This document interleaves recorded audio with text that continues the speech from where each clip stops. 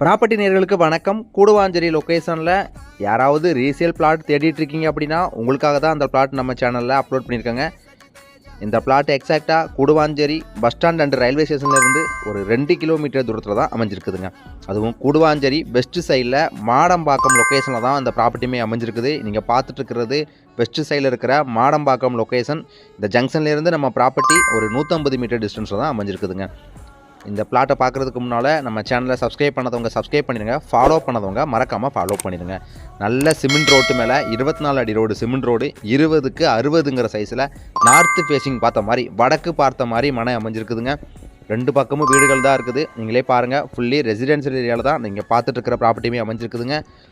இந்த ப்ராப்பர்ட்டிக்கு ஓனர் சொல்கிற விலை பெர் ஸ்கொயர் ஃபீட் 4500 ரூபாய் சொல்கிறாங்க. நெகோசியபிள் தான்.